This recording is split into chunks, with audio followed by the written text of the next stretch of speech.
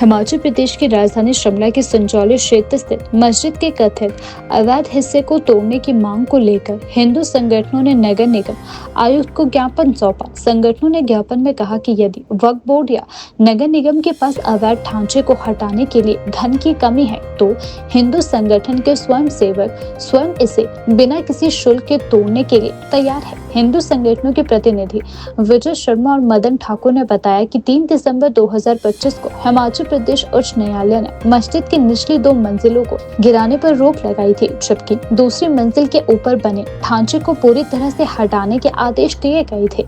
उन्होंने मांग की कि अदालत के आदेशों के अनुसार ऊपरी अवैध हिस्से को जल्द से जल्द तोड़ा जाए।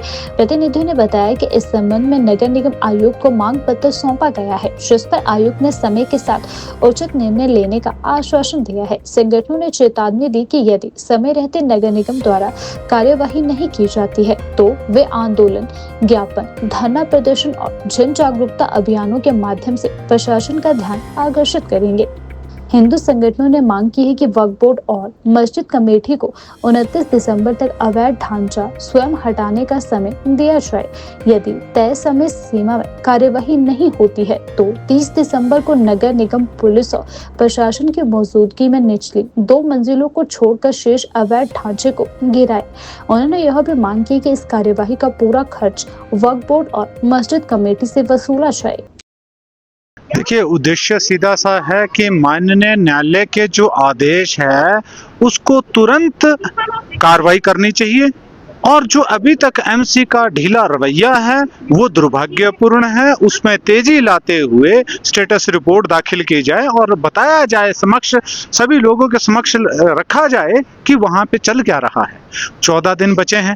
14 दिन में हमें पता है कि ना तो वक्फ बोर्ड उसको तोड़ देंगे, बल्कि वहां पे 100 करोड़ लोग आके जो एक मदरसे की छाप छोड़ने के लिए हिमाचल आते हैं और वो कहते हैं, शिमला आते हैं, कहते हैं कि इस मस्जिद को रेगुलर किया जाएगा। आप एक चीज बताएं कि जो 3-3, 4-4, 5-5 जगह से हारने के बावजूद भी सरकार ने, माननीय न्यायालय ने सीधी सीधी कहा है कि ये अवैध है, उसको तोड़ने के लिए सरकार यदि इतना समय ले रही है वो कहीं ना कहीं सोच का विषय है।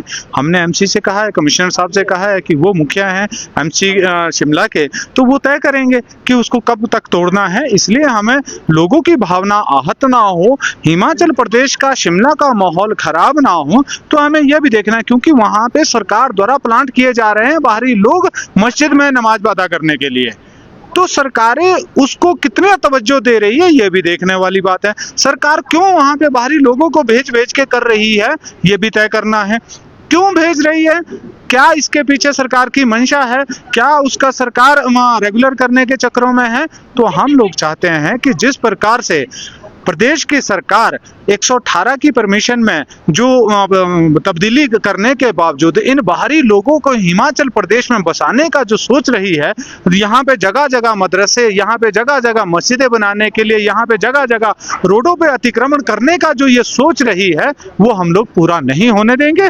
यदि हमने कमिश्नर साहब से भी कहा है कि यदि आपके पास कार्य करने के लिए लोग नहीं हैं, आप सक्षम नहीं हैं, तो हम तोड़ेंगे। देवभूमि संघर्ष समिति, हिंदू संघर्ष समिति, सभी लोग हम मिलके, वो हिंदू इकट्ठे होके उसको तोड़ेंगे। आपके पास अगर नहीं है व्यवस्था, परंतु हमें उम्मीद है कि कुछ ना कुछ पॉजिटिव कार्य रहेगा। नहीं रहेगा तो ये चाहते हुए हिमाचल प्रदेश का जो माहौल है, ये तय है कि ये हिमाचल प्रदेश का जो माहौल है खराब करने के लिए 100% काम कर रहे हैं। देखिए, जिस बात को वो भड़काने की बात कर रहे हैं, हमारे लफ्जों में उसको जागरूक करना बताया जाता है, परंतु ये दुर्भाग्य की बात है कि जहां पे वो कम संख्या में होते हैं वहां पे वो बहुत बड़ी बड़ी दुहाइयां देने लगते हैं, बड़ी सामाजिक सौहार्द की बातें करते हैं, और जहां पे उनकी संख्या ज्यादा होती है वहां पे सर तन से जुदा के नारे लगते हैं। वहां पे कन्हैया लाल हर कोई बन जाता है, वहां पे मनोहर लाल हर कोई बन जाता है, परंतु पतलून वहां पे गिल्ली होती है जहां पे इनकी संख्या कम है। परंतु संख्या यहां पे जरूर कम है, परंतु इनके साथ हिमाचल प्रदेश की सरकार इनके साथ पूरी तरह से खड़ी है। हिमाचल प्रदेश सरकार इनको पूरे दामाद के रूप में स्वीकार कर चुकी है और इसी प्रकार से इनकी आवभगत कर रही है। मैं आपको बताना चाहूंगा कि ये जो मर्जी बोले, हमें इसके ऊपर हमें अपने बच्चों का भविष्य सुरक्षित करना है। मैं चाहता हूं कि मेरी बेटी अगर शिमला आए तो निधड़क होकर वो रात के 10 बजे भी अगर शिमला से भ्रमण करते वापस जा रही है तो उसके ऊपर कोई तीखी आंख करके ना देख सके। मैं ये माहौल चाहता हूं, परंतु हिमाचल प्रदेश सरकार चाहती है कि हर एक बाप अपनी बेटी के पीछे डंडा लेके चलता रहे, उसको एक पूरी तरह से प्रोटेक्ट करते हुए, यहाँ का सौहार्दपूर्ण माहौल ना हो, यहाँ पे हर कहीं हर किसी व्यक्ति की जेब कटती रहे, क्योंकि ये जो महलों में बैठने वाले लोग हैं, जो ये नेता हैं, इनके पास सुरक्षा अधिकारी है, परंतु आम जनमानस को किस तरह से प्रताड़ित होना पड़ता है वो लोग आम जनता जाने। इन लोगों को फर्क नहीं पड़ता, इन लोगों को पैसा चाहिए, पैसा ये मुसलमान दे रहे हैं, इन लोगों को ऐशो आराम की जिंदगी जीनी है, वो सब कुछ पूरी कर रहे हैं, इन लोगों को मतलब नहीं है, इन लोगों से सिर्फ वोट से मतलब है, वोट मुसलमान दे या हिंदू दे उससे फर्क नहीं पड़ता इनको वोट चाहिए। परंतु आपके माध्यम से मैं बताना चाहूंगा कि हिमाचल प्रदेश का अब नजरिया बदल चुका है।